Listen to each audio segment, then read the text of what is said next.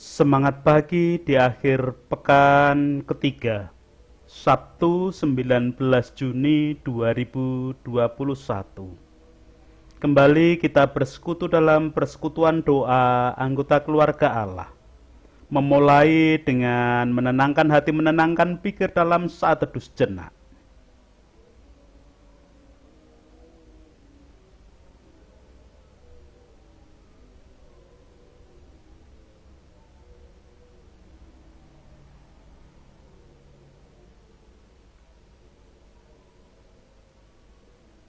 Pertolongan kita hanya berasal dari Allah yang telah menciptakan langit bumi beserta segala isinya.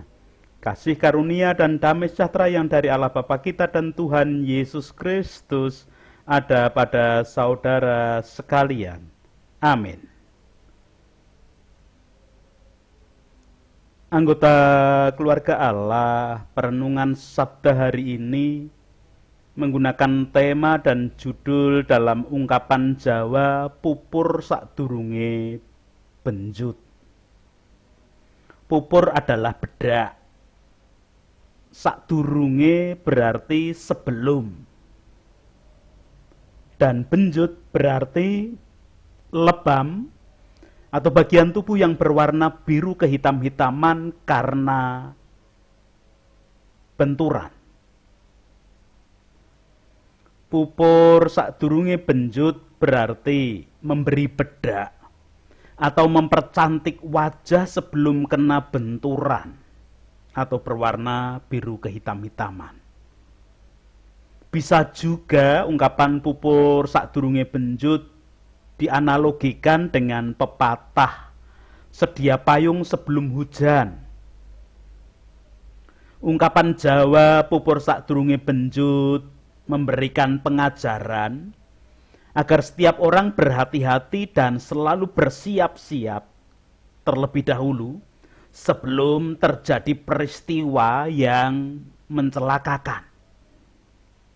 Bukankah itu suatu pengajaran yang bijaksana? Setiap kita diajak untuk tidak perlu mengalami hal-hal yang merugikan atau yang mencelakakan jika suatu saat terjadi.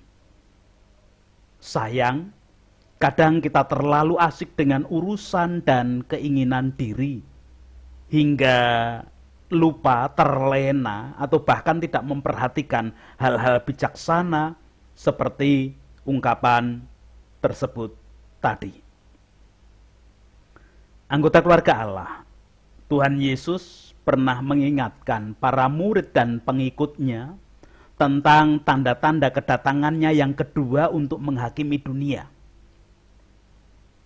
Peringatan yang disampaikan oleh Tuhan Yesus sebenarnya bagai ungkapan pupur sakdurunge benjut, di mana para murid dan pengikutnya harus berhati-hati dan bersiap-siap sebelum peristiwa kedatangan anak manusia tersebut.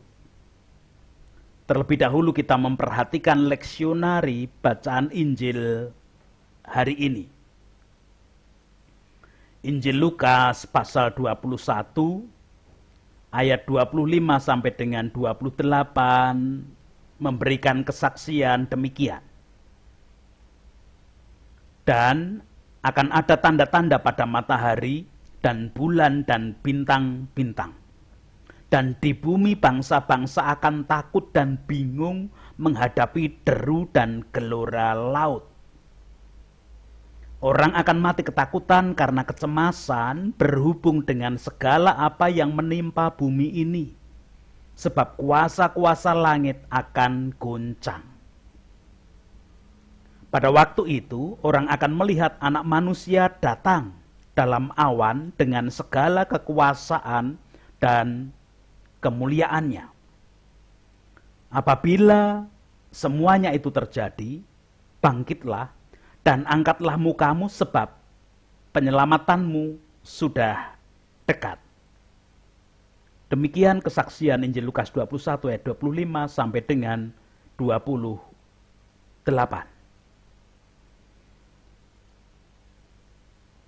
Anggota keluarga Allah, mengapa para murid dan pengikut Yesus harus berhati-hati dan selalu bersiap-siap sebelum peristiwa kedatangan anak manusia.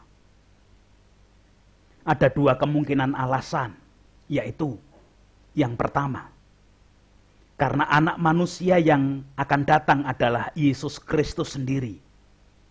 Maka sebagai murid dan pengikut Yesus selayaknya menyambut kedatangannya. Dalam bahasa Jawa methokaken dinten rawuhipun. Setiap murid dan pengikut yang bersedia menyambut atau methokaken hari kedatangannya, berarti murid tersebut selalu bersiap-siap. Hal ini sama seperti seorang murid atau siswa sekolah yang selalu siap menyambut kedatangan guru di ruang kelasnya untuk memulai pelajaran. Seorang murid atau siswa yang siap menyambut seorang guru adalah mereka yang sudah menyiapkan buku pelajaran sesuai dengan jadwal yang telah diberikan. Jika ada tugas atau PR sudah dikerjakan, bahkan malam sebelumnya sudah membaca terlebih dahulu seputar materi yang akan diterima sesuai dengan jadwal. Itu kalau murid yang benar-benar siap dan murid yang benar-benar ingin mendapatkan ilmu dan mendapatkan kepandaian.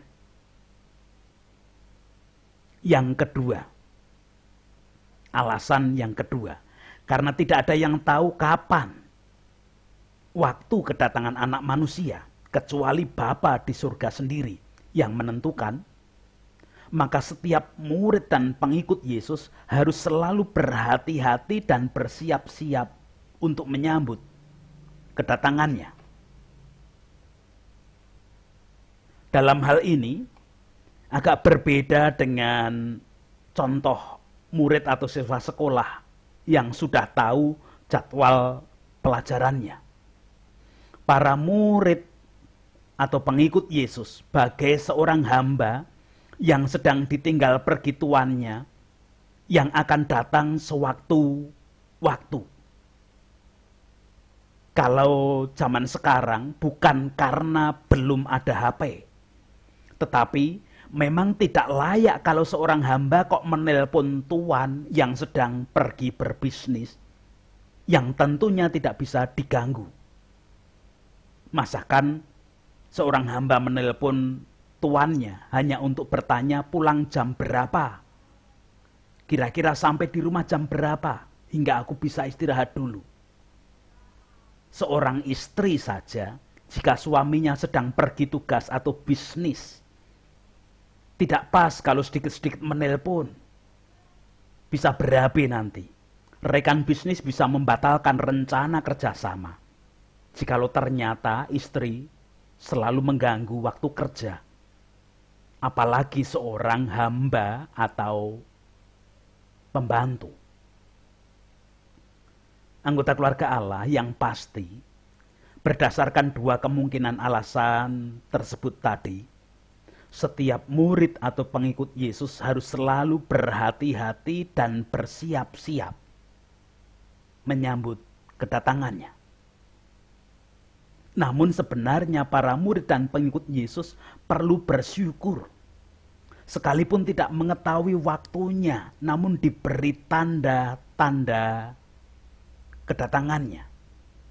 Ayat 25 memberikan kesaksian demikian, dan akan ada tanda-tanda pada matahari dan bulan dan bintang-bintang, dan di bumi bangsa-bangsa akan takut dan bingung menghadapi deru dan gelora laut. Dilanjutkan ayat 26, orang akan mati ketakutan karena kecemasan berhubung dengan segala apa yang menimpa bumi ini, sebab kuasa-kuasa langit akan guncang. Anggota keluarga Allah, tanda-tanda kedatangan anak manusia itu sebenarnya sudah sejak zaman perjanjian lama dinyatakan oleh para nabi. Ayat 25 yang diungkapkan Yesus tadi paling tidak mengutip ungkapan dari para nabi itu. Yesaya pasal 13 ayat 10 memberikan catatan, sebab bintang-bintang dan gugusan-gugusannya di langit tidak akan memancarkan cahayanya. Matahari akan menjadi gelap pada waktu terbit dan bulan tidak akan memancarkan sinarnya. Yeskiel 32 ayat 7 memberikan catatan, waktu aku membinasakan engkau, langit akan kututup dan bintangnya kubuat berkabut. Matahari kututup dengan awan dan bulan cahayanya tidak disinarkan. Yoel pasal kedua ayat 31 memberikan catatan, matahari akan berubah menjadi gelap gulita dan bulan menjadi darah sebelum datangnya hari Tuhan yang hebat dan dahsyat itu. Anggota keluarga Allah, kalau di grup WA kemarin ada yang men-share, membagikan informasi bahwa rakyat di daerah Sulawesi digegerkan dengan matahari terbit dari sebelah utara. Dan kemudian itu di dalam ilmu pengetahuan ternyata ada.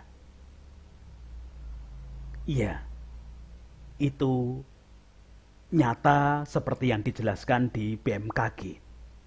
Tetapi itu ternyata tidak termasuk bagian dari tanda-tanda akhir zaman tadi. Karena tanda-tanda akhir zaman tadi, matahari menjadi gelap, bintang-bintang dan gugusan-gugusan di langit tidak akan memancarkan cahaya dan semua akan menjadi gelap gulita. Itu yang dijelaskan. Namun, apapun keadaannya, sebagai murid dan pengikut Kristus, kita harus selalu bersiap-siap dan berhati-hati untuk menyambut kedatangannya. Bahkan tanda-tanda itu juga dinyatakan dan dikuatkan lagi di dalam wahyu yang diterima oleh Yohanes. Wahyu pasal yang ke-6 ayat 12 dan 13 memberikan kesaksian demikian. Maka aku melihat ketika anak domba itu membuka meterai yang ke-6, sesungguhnya terjadilah gempa bumi yang dahsyat dan matahari menjadi hitam, bagaikan karung rambut, dan bulan menjadi merah seluruhnya bagaikan darah. Dan bintang-bintang di langit berjatuhan ke atas bumi, bagaikan pohon-pohon ara menggugurkan buah-buahnya yang mentah, apabila ia diguncangkan angin yang kencang.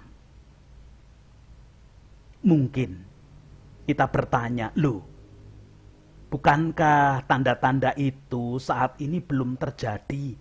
Matahari masih bersinar sekalipun terbitnya ada kadang dari utara. Benar, tetapi tentu kita semua sebagai anggota keluarga Allah tetap ingin menjadi murid dan pengikut Yesus yang baik. Berdasarkan dua alasan kemungkinan di depan tadi, yaitu kita harus menyambut kedatangannya dan kita tidak mengetahui waktunya.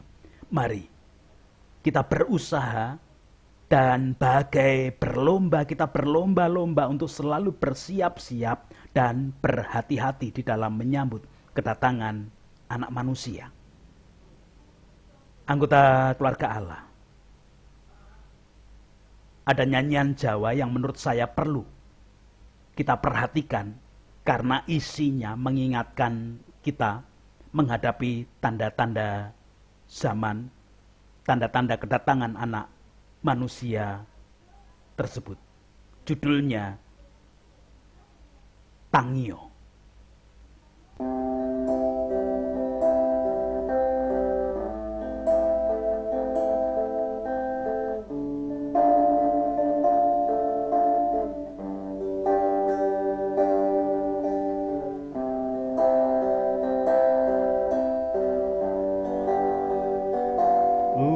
Sawan ayo kanca padha tangi dikatekke uripe ana ing endi pratandane wis cetha donyane arep sirna mulane kanca padha tangiya. Oh tangiya, oh tangiya, Gusti Yesus merawuh tangiya.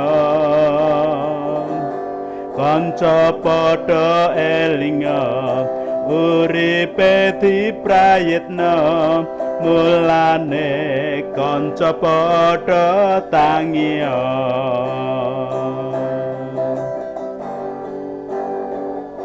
Wis awan ayo kanca padha tangi, dikatekke uripe ana ing ngendi.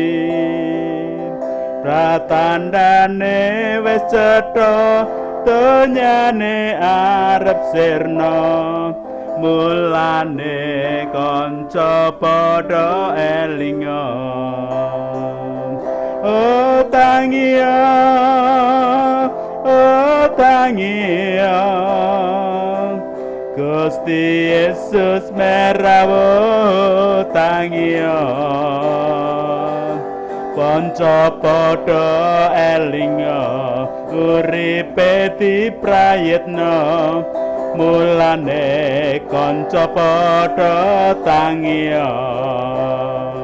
Oh tangiya, oh tangiya, Gusti Yesus merawuh tangiya.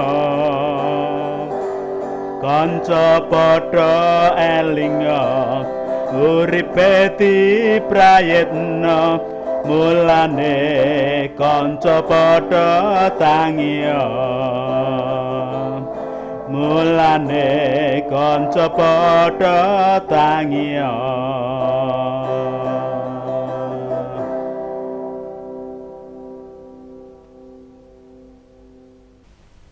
Sekarang kita bersama-sama menghadap Tuhan di dalam doa syukur dan doa syafaat. Saya hantarkan.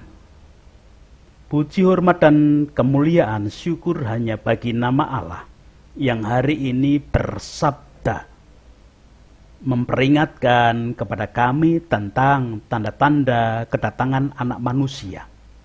Sebagai anggota keluarga Allah yang menjadi pengikut Yesus Kristus, murid Yesus Kristus, selayaknya kami selalu bersiap-siap, kami berhati-hati, bahkan kami selalu menyiapkan diri untuk menyambut kedatangan anak manusia. Karena kedatangannya bukan hanya untuk menghakimi dan mengadili dunia, tetapi untuk menyelamatkan kami, orang yang benar-benar tekun di dalam iman kepercayaan kepadanya. Ya Allah kehidupan, perkenankan melalui aktivitas kerja kami hari ini, apapun yang hendak kami wujudkan, biarlah kami benar-benar mewujudkan sebagai kesiapan kami menyambut kedatangan-Mu yang kedua kali. Engkau menolong, Engkau melayakkan setiap kami tidak hanya mewujudkan kehidupan yang baik sesuai dengan kehendak-Mu, namun kami boleh mewujudkan kehidupan yang penuh dengan syukur karena kasih, pertolongan, dan penyertaan-Mu yang tiada pernah berhenti. Layakkan kami juga mengajak, meneladankan kepada para anak kami di dalam kami mempersiapkan diri menyambut kedatangan anak manusia, sehingga anak-anak kami pun semakin mengenal akan kasih, kuasa, penyertaan yang Engkau berikan yang tiada pernah berhenti. Dunia boleh goncang, dunia boleh mengalami sesuatu yang menakutkan semacam pandemi saat ini dan semua orang ketakutan. Namun kami sebagai anak-anak Allah, kami meyakini Engkau berkuasa atas hidup kami. Bukan berarti kami kalis dari keadaan yang ada. Bukan berarti kami kemudian tidak bisa terserang dengan kondisi COVID saat ini. Namun justru ketika kami bersiap-siap, berhati-hati menyambut kedatangan-Mu, kami sungguh-sungguh mewujudkan kehidupan semakin baik untuk kebaikan bersama. Sebagai anggota keluarga Allah yang menunjukkan kesiapan hati menyambut kedatangan anak manusia yang kedua, Kami tak berdoa memohonkan berkat bagi bangsa dan negara kami, para pemimpin, wakil rakyat, tokoh masyarakat, tokoh agama, semua komponen bangsa dan negara.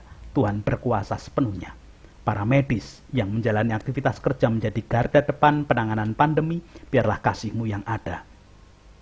Pelaksanaan program vaksinasi, biarlah bukan vaksin yang menyelamatkan kami, tetapi Engkau berkenan memakai apa yang direncanakan, apa yang dilakukan manusia melalui vaksin itu untuk kebaikan bersama. Ya Allah kehidupan, kami menyerahkan bangunan kerukunan, saling menghargai, saling menghormati, toleransi di dalam bumi pertiwi ini. Biarlah kasih kuasa-Mu yang menjadi sumber kebijaksanaan dan kebaikan kerukunan sejati bagi semuanya, sehingga damai sejahtera nyata.